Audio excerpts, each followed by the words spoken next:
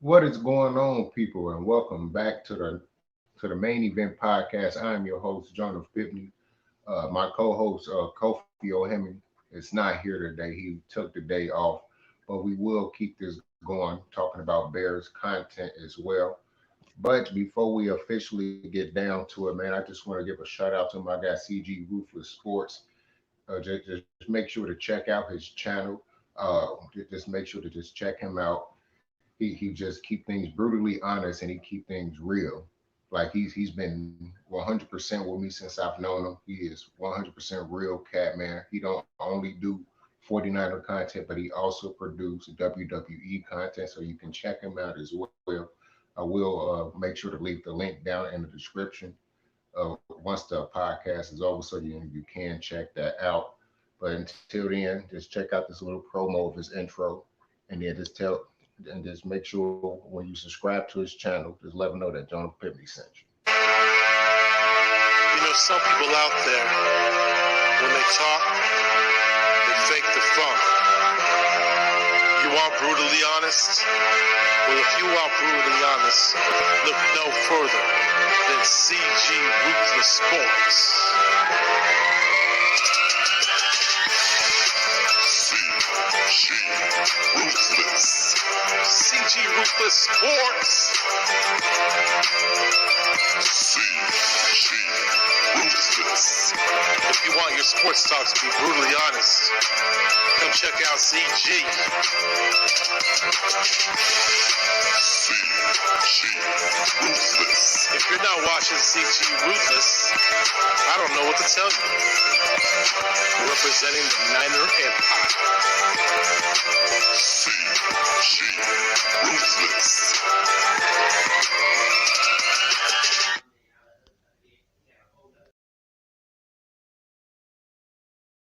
And once again, make sure to check out CG Ruthless Sports channel.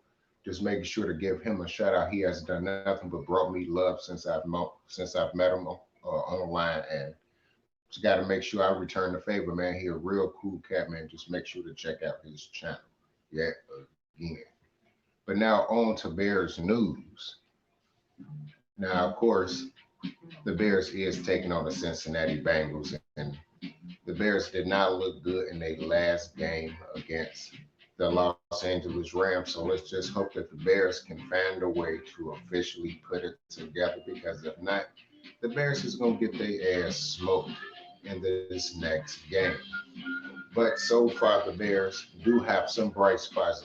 David Montgomery, he did have like 16 carries for 108 yards and a touchdown in the last game. So the offensive line has shown that they can create holes and allow him to just break out in the open field. He does look a lot stronger and a lot more shifty and even faster than he was last season. So he does look a lot more explosive. So let's just hope that that can continue with the offensive line that is taking on the Cincinnati Bengals defensive line that looked very good last week. They was able to hold Dalvin Cook to about 62 yards rushing.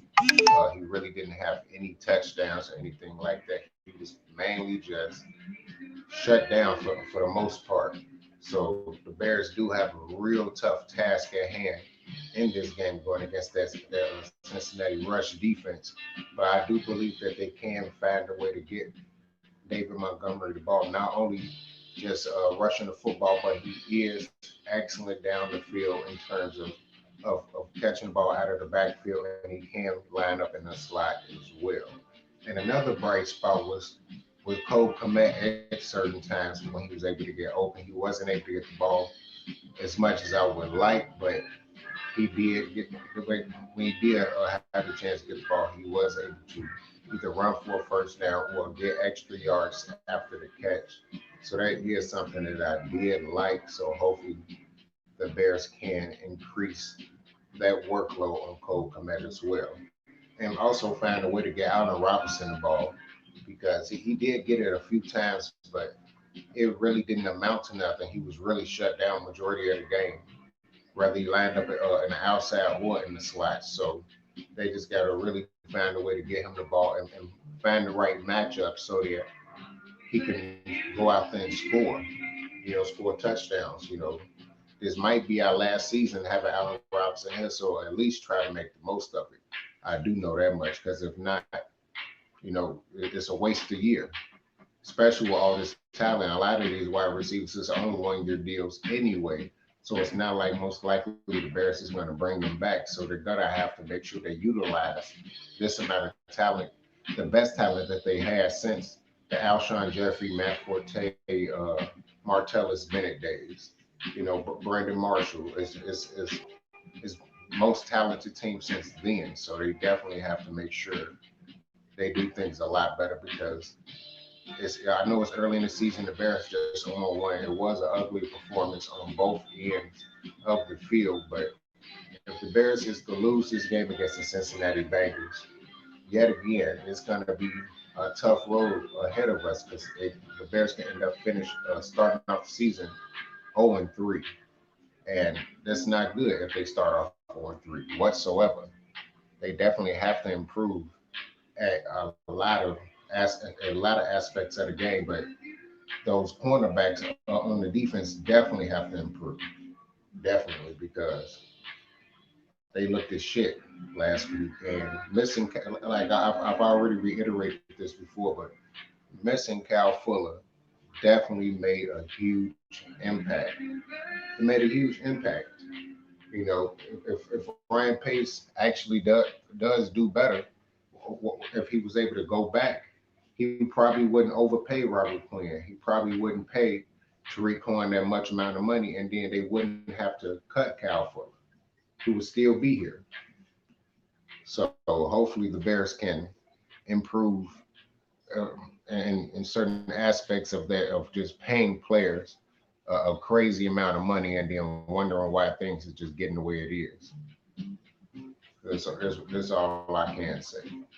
But now moving on to the injury update for our Chicago Bears and also the Cincinnati Bengals. Then I'll talk a little bit more about the Cincinnati Bengals after that. But going down the line is Larry Bourne, of course, our offensive tackle that's on the injury list. Jimmy Graham, but it wasn't really an injury. It was more of a veteran day. And this is what happened Wednesday. Larry Bourne did not practice. Jimmy Graham didn't practice. Eddie Goldman was limited. Jason Peters was limited. Robert Quinn was out Wednesday practice. Marquise Goodwin was limited in practice. Joel Mbongwe was limited in practice. Darnell Mooney was limited, and also Simba Webster was limited in Wednesday practice as well. And also they all have, of course, various injuries. Larry Bourne with the ankle injury. As I said before, Jimmy Graham has no injury, which is a veteran day off. Eddie Goldman with a knee injury.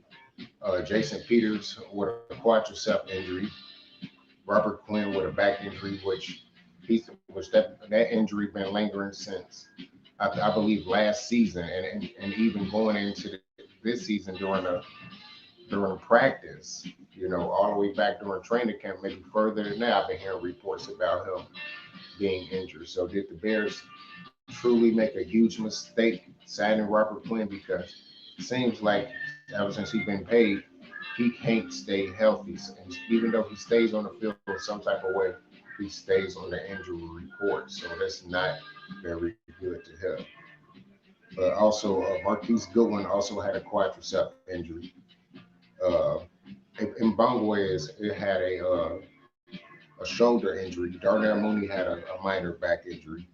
And Webster had a hamstring injury. Now, when it came down to Thursday practice, of course, Larry Bourne still did not practice, but Jimmy Graham was a full participant. It was a limited practice for Eddie Goldman, but he did not practice Thursday. He was out Thursday, so that's not a good look whatsoever for him to be out that day. So hopefully he's able to play, because if not, the Bears is definitely going to miss him, because it wouldn't have made that much of a difference against the Rams because they was passing the ball all on us.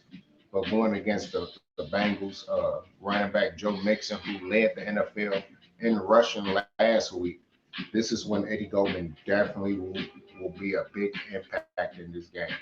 Missing him can definitely just hurt the Chicago Bears drastically in this game. And Joe Mixon going up running for another 100-yard game and one of them running wild on us, much like he did the Minnesota Vikings in the first game of the season. So the Bears definitely have to make sure that they improve that because of in that aspect of run defense because they got shredded in late in the third and fourth quarter just by the Rams offense and they were able to run the ball all on them after the Bears was basically able to limit that in the first half. So hopefully the Bears can, like I said before, with Eddie Goldman, if he is playing, improve that and then be able to shut down that run completely.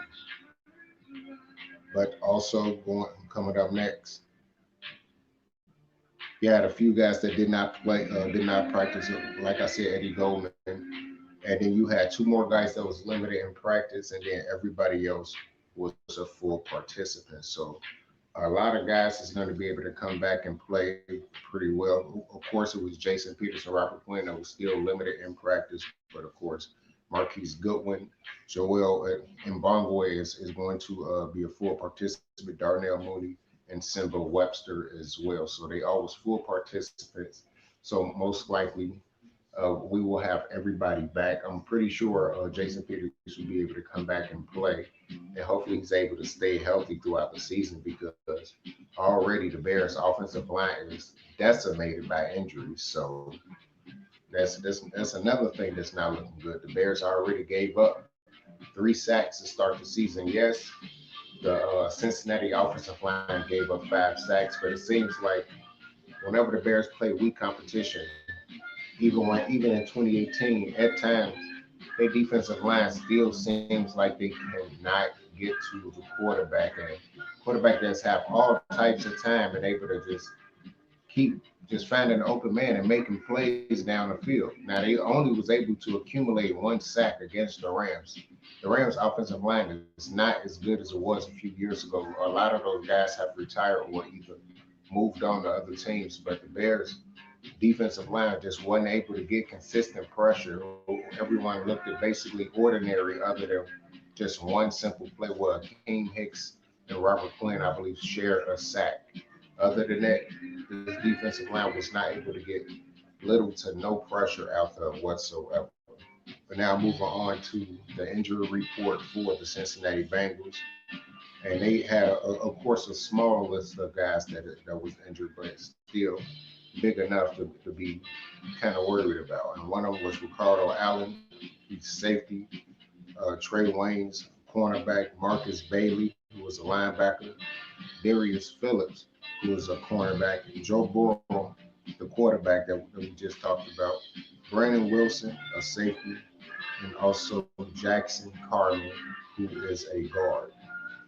Now, of course, they all have various injuries. We get to it, and of course, Allen had a hand and a hamstring injury. Waynes had a hamstring injury. Bailey had a knee injury. Phillips had a thigh injury. Burrow had a knee injury. Wilson had a thumb injury, and Carmen had cramps. Okay,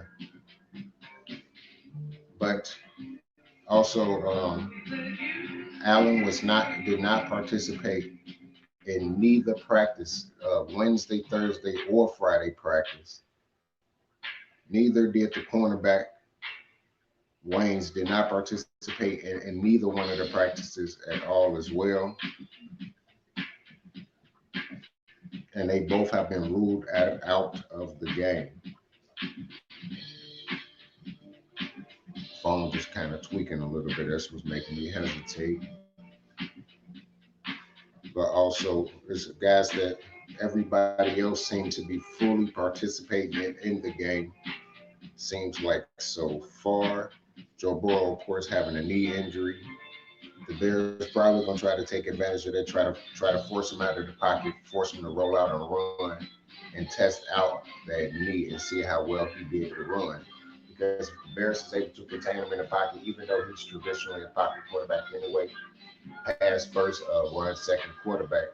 If the linebacker is able to force him up in the middle, the defensive tackles have to be able to finish off the play and get that sack, which means, of course, Akeem Hicks, Bilal Nichols, and also now Eddie Goldman coming back, and hopefully he'll be in there in this game.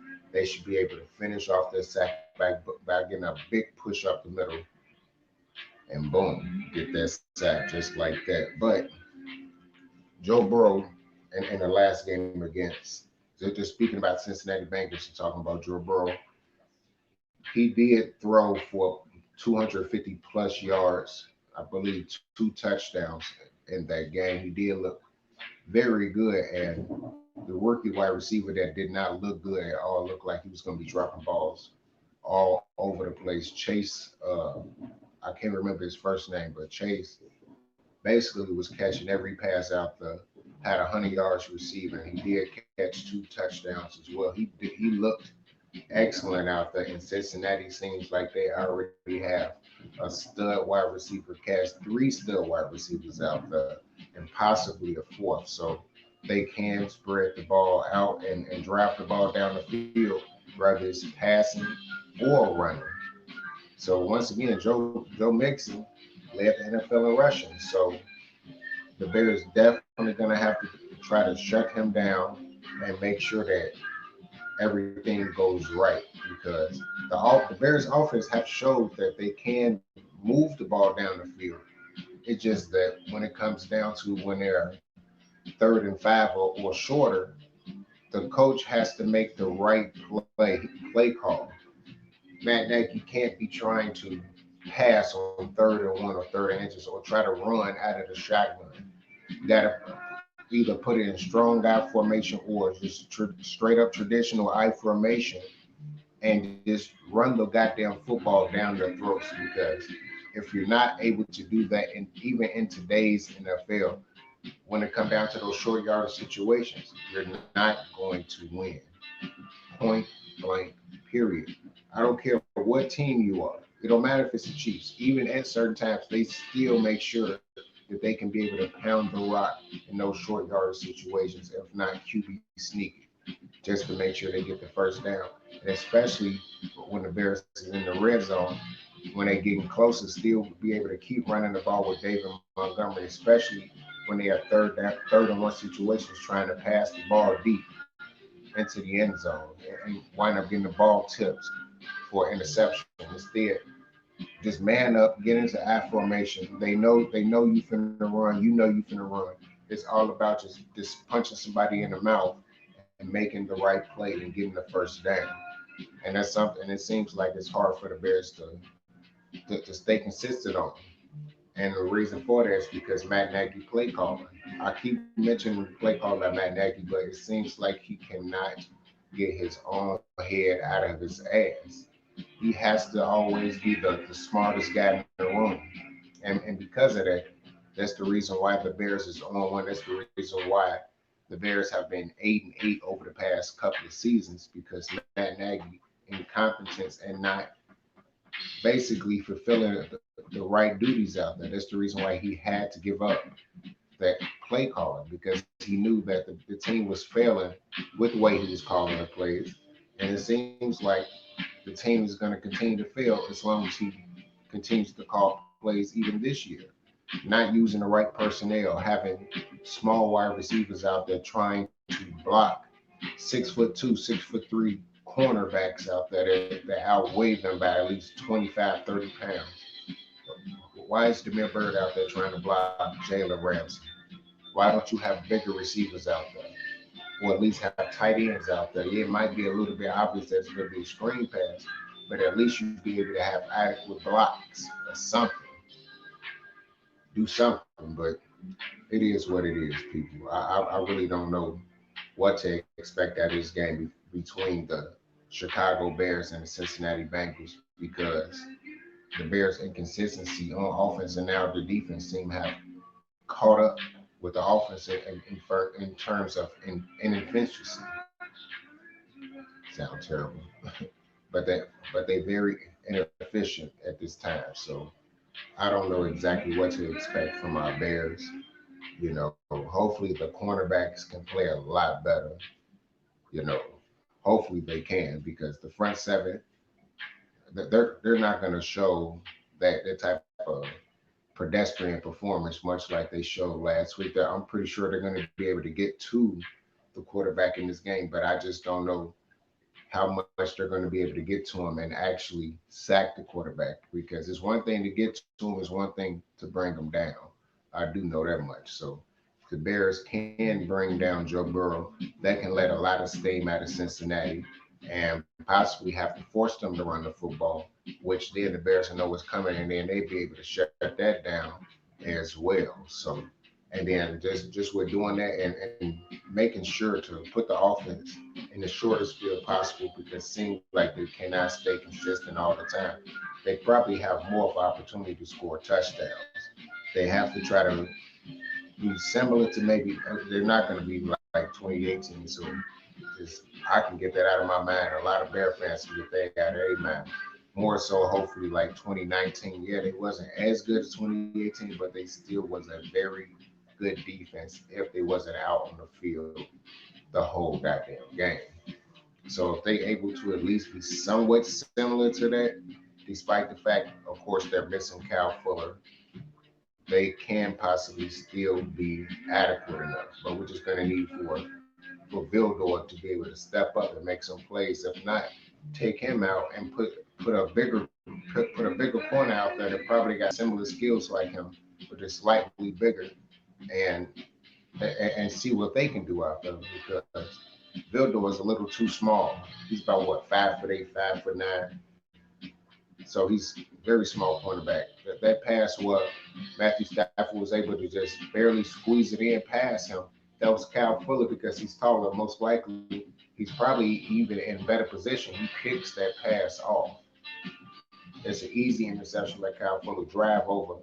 They don't even get close to even kicking a field goal or anything. But it is what it is. The Bears no longer have Cal Fuller. They're stuck with Kendall Vildor and Jalen Johnson. So and of course Eddie Jackson not playing shit like he did in 2017 or 2018 or even 2019.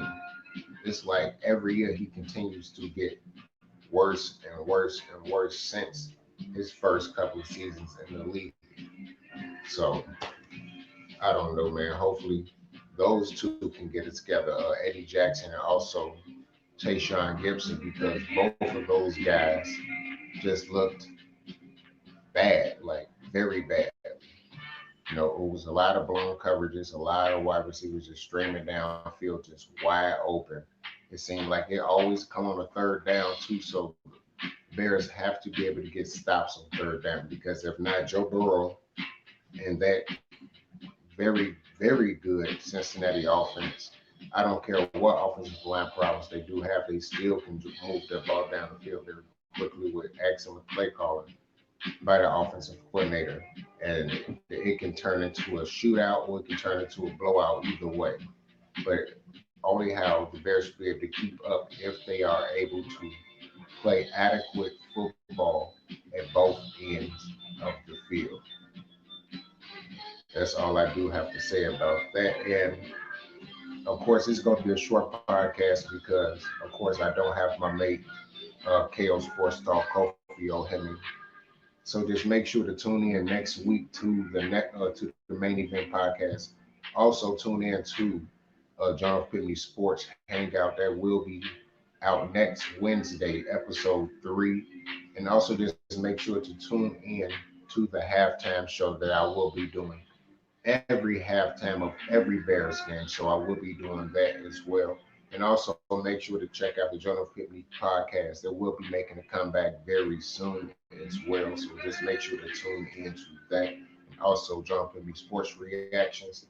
And to make sure to check out KO Sports Talk web page as well. He is also a YouTuber as well. And once again, people, Check out CG Ruthless Sports. He is keeping it brutally honest with you, and he does do 49er content. Just make sure to check out his channel, and also he does do WWE content as well. I will be playing it again just to make sure that you do check it out, and just subscribe to his channel. And then after that, people, I will be out. You know, some people out there, when they talk, they fake the funk. You want brutally honest? Well, if you want brutally honest, look no further than CG Ruthless Sports.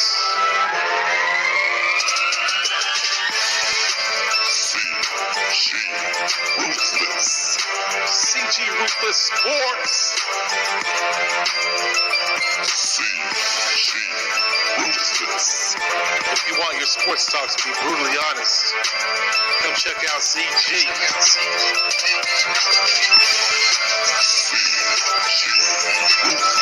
If you're not watching CG Ruthless, I don't know what to tell you. Representing the Niner Empire.